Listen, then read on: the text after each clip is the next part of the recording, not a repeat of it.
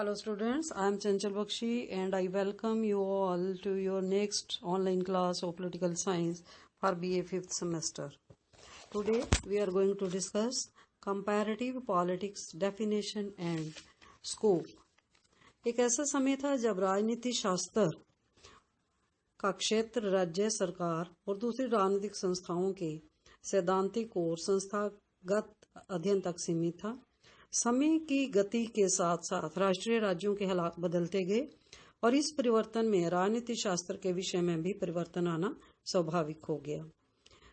इस परिवर्तन के फलस्वरूप कई नई धारणाओं ने राजनीति शास्त्र के साहित्य में क्रांति ला दी और एक नई धारणा राजनीति शास्त्र में शुरू हो गई, जिसमें उन्होंने क्या किया कि सरकार के सैद्धांतिक अध्ययन की अपेक्षा संपूर्ण राजनीतिक प्रणाली के व्यवहारिक अध्ययन पर बल दिया।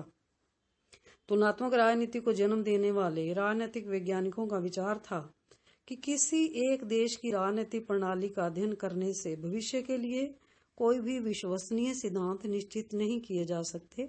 ऐसा सिद्धांत निश्चित करने के लिए यह आवश्यक है कि भिन्न भिन्न राजनीतिक प्रणालियों का संपूर्ण रूप से तुलनात्मक विश्लेषण किया जा सके ताकि ऐसे निश्चित सिद्धांत पर पहुंचा जा सके जो भविष्य के लिए मार्गदर्शक सिद्ध हो। First of all, now we will see the definitions of comparative politics according to Ralph Brebernti. तुलनात्मक राजनीति समस्त सामाजिक अवस्था में उन तथ्यों की जान पहचान और व्याख्या है जो तथ्य उन संस्थाओं और उनके कार्यों को प्रभावित करते हैं या जिन संस्थाओं का तुलनात्मक अध्ययन किया जा रहा है। सेकंड, माइकल क्रीट्स के अनुसार तुलनात्मक राजनीति राजनीतिक संस्थाओं की कार्यप्रणाली और राजनीतिक व्यवहार में पाए जाने वाले महत्वपूर्ण नियमताओं, समानताओं और अंतरों से संबंधित है। एडवर्ड फ्रीमैन के अनुसार तुलनात्मक राजनीति संस्थाओं तथा सरकारों के विविध प्रकार का एक तुलनात्मक विश्लेषण है। नेक्स्ट आ जाता है नेचर ऑफ कंपैरेटिव पॉलिटिक्स, विश्लेषणात्मक और व्यवहारिक अध्ययन। तुलनात्मक राजनीति सिर्फ सरकारों का केवल संरचनात्मक अध्ययन नहीं है, अपितु प्रमुख रूप से राजनीति का विश्लेषणात्मक और व्यवहारिक अध्ययन है। सैद्धांतिक पक्ष से प्रजातंत्र को सर्वोत्तम शासन प्रणाली माना जाता है और सैद्धांतिक रूप में इसे लोगों के लिए और लोगों के द्वारा सरकार कहा जाता है।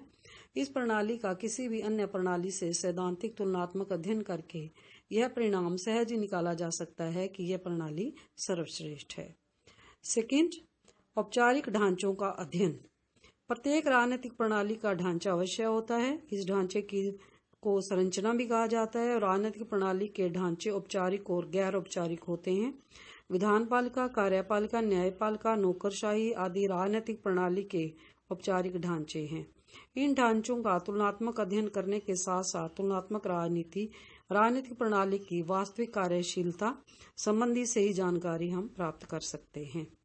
अर्ध संरचनाओं का अध्ययन।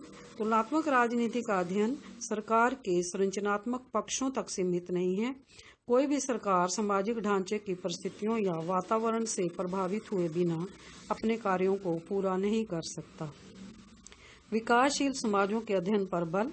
परंपरागत राजनीतिक वैज्ञानिकों ने प्राय पश्चिमी और यूरोप के उन्नत देशों की सरकारों का ही तुलनात्मक अध्ययन किया और इनको मुख्य विषय वस्तु बनाया, परंतु तुलनात्मक राजनीति की धारणा को जन्म देने वाले आधुनिक राजनीतिक वैज्ञानिकों ने इस बात पर बल दिया कि तुलनात्मक राजनीति का अध्ययन केवल हमें पश्चिमी या यूरोप के उन्नत देशों से नहीं करना चाहिए, बल्कि पिछड़े हुए और विकासशील देशों की राजनीतिक प्रणालियों का भी तुलनात्मक अध्ययन करना चाहिए।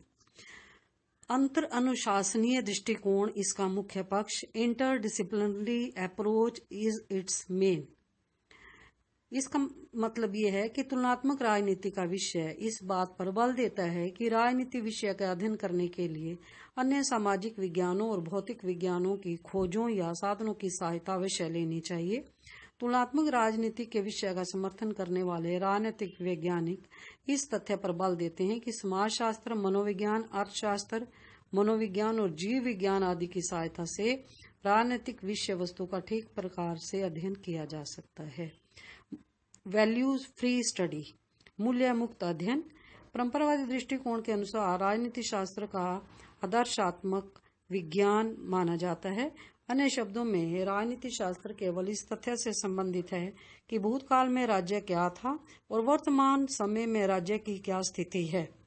ऐसा नहीं होना चाहिए, बल्कि ये होना चाहिए कि आगे किस प्रकार राज्य की स्थिति क्या होगी। नेक्स्ट, सिद्धांत निर्माण की खोज। तुलनात्मक राजनीति के विषय का एक महत्वपूर्ण उद्देश्य है कुछ सिद्धांत निश्चित करना है। कुछ राजनीतिक प्रणालियों की समानताओं और अंतरों का केवल तुलनात्मक अध्ययन करना तुलनात्मक राजनीति के विषय का उद्देश्य नहीं है, अपितु ऐसी तुलना द्वारा किसी सिद्धांत को निश्चित करना तुलनात्मक राजनीति के विषय का प्रमुख उद्देश्य है। नेक्स्ट आ जाता है व्यवहारवादी दृष्टिकोण पर आधारित। तुलनात्मक राजनीति की एक विशेषता है कि यह व्यवहारवादी दृष्टिकोण पर आधारित है।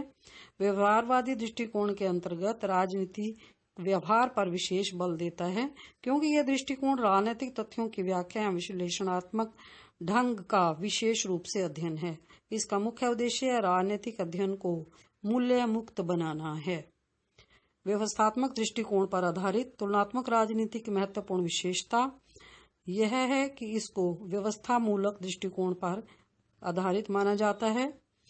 इसकी अपेक्षा राजनीतिक व्यवस्था के अध्ययन को ज्यादा महत्वपूर्ण माना जाता है।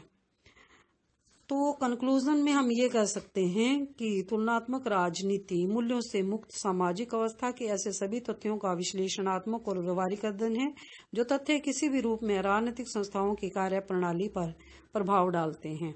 तुलनात्मक राजनीति का विषय उन्नत पश्चिमी देशों के अध्ययन से विकासशील समाजों के अध्ययन पर अधिक बल देता है।